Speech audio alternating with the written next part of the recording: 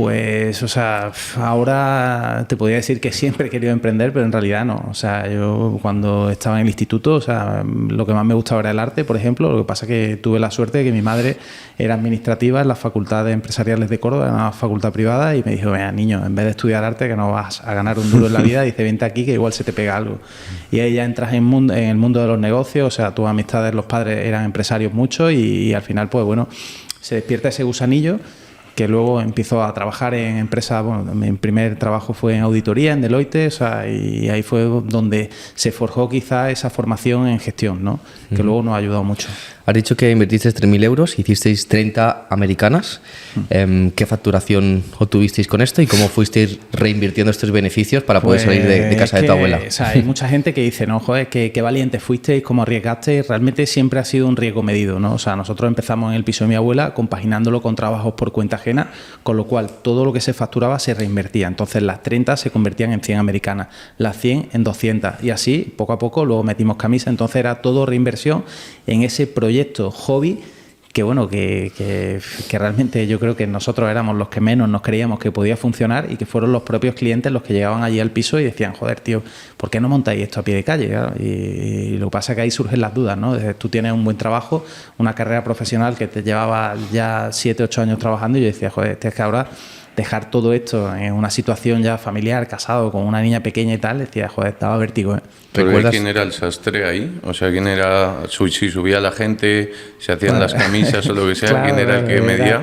Era complicado, o sea, bueno, realmente no era sastre, o sea, eran prendas hechas en fábrica, o sea, que era estándar, ¿no? Era producción estándar en prêt-à-porter.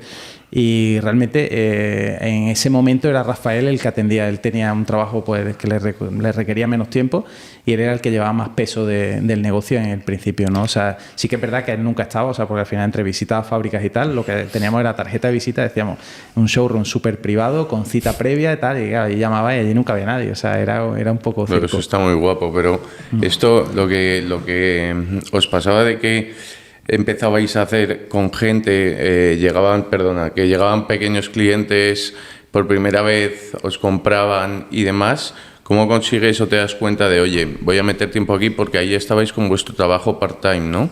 Sí. O sea, entiendo que lo que has dicho era porque tú seguías en Deloitte cuando empezaste esto. Bueno, no en Deloitte, no. Ya me había venido a Córdoba, estaba en un grupo industrial cordobés, pero que era bastante potente y que era un trabajo, pues imagínate, financiero, o sea, de sol a sol, ¿no? Entonces, la verdad que fueron tiempos de mucho esfuerzo, ¿no? O sea, no había horas, eran los fines de semana trabajando, encima íbamos a ferias, poníamos stand, había una feria solidaria en no sé dónde y allí que poníamos un stand y nos poníamos a vender, pues bueno, como casi en un mercadillo, ¿no? O sea, que luego, al paso de ese año, pues bueno, te vas dando cuenta que la gente te lo dice y te lo crees, ¿no? Y luego es que había una realidad latente, o sea, nuestro negocio surge de que nosotros en el mercado no encontrábamos variedad de ropa que nos gustara, o sea, era una realidad, había muy poco, o sea, si lo comparas con lo que hay a día de hoy, es que no había yo creo, ni un 1% de la oferta que hay a día de hoy.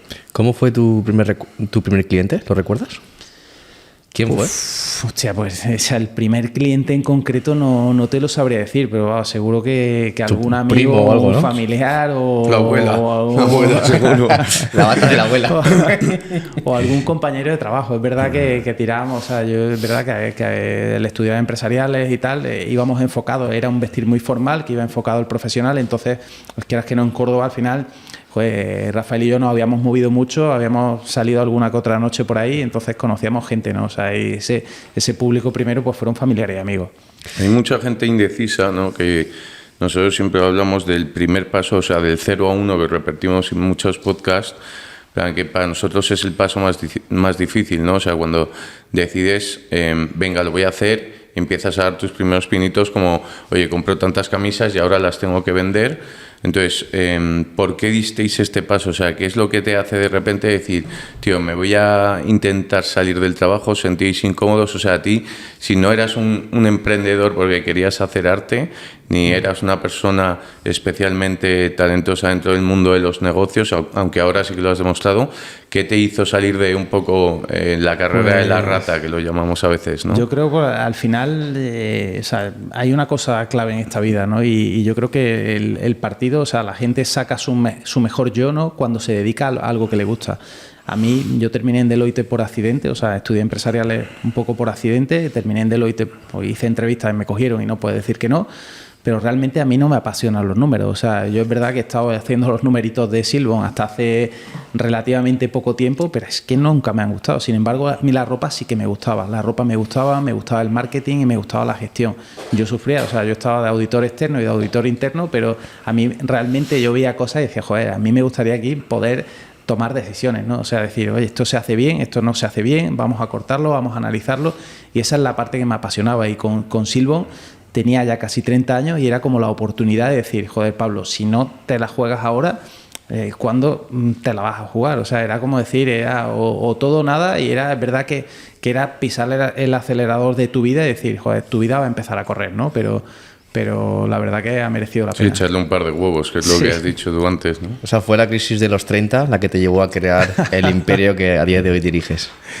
Bueno, yo no sé si la crisis de los 30, o sea, fue una mezcla de todo, entre esa crisis de los 30, entre ese, pues bueno, también esa ilusión también de ser joven soñador, ¿no? Y luego también esa capacidad analítica para haber analizado el mercado y haber visto que era posible, o sea, que teníamos un 1% de probabilidad de poder ser competitivos, porque también es verdad, o sea, había pocas marcas, pero las que habían salido, o sea, nosotros desde Córdoba, o sea, competir con un Ganso, ¿no? Que estaba en Madrid, que toda la gente en Madrid quería ponerse esas zapatillas, que estaban ¿no? facturando, o sea, el Ganso y Scalpers, cuando de repente vosotros decís, tío, vamos a hacer algo, o sea, no lo de empezar y comprar algunas camisas, sino dices, esto coge un poquito de movimiento, vamos de verdad a centrarnos en hacer las cosas bien y vamos a dedicar todo el tiempo del mundo. ¿Cuánto podía estar facturando el resto? Yo no, de facturación no o te de sé, tamaño de no empresa, te sé que decir, ya lo veías en diferentes pero locales. A lo mejor el Ganso tenía en torno, a lo mejor, yo creo que tenía a lo mejor ya 10, 12, 15 puntos de venta, y Scalper podía tener 7, 8, andaban por ahí con franquicia, o sea, andaban todavía muy verdes, pero claro, a años luz, o sea, nosotros lo veíamos como si fuera Inditex, o sea, a la nuestra, o sea, nosotros decíamos competir con esta gente de Madrid, o sea, o miraba a Scalper y decía, joder, tío, es que está Borja que lidera, pero estaba también Rafa Medina, o sea que Rafa Medina, pues joder, es un referente en cuanto a estilo, ¿no? Entonces tú decías, joder, están por ahí Borja, Rafa Medina en Sevilla, tal, que Sevilla, pues Sevilla, ¿no? Y luego en Madrid los hermanos Cebrián, y luego decía, en Córdoba, en el barrio Santa Rosa, estamos Rafael y yo, o sea, decíamos con 3.000 pavos, o sea, decir, hostia, que tenemos un 1% de probabilidad, pero dijimos, coño, venga, vamos a jugar, ¿no?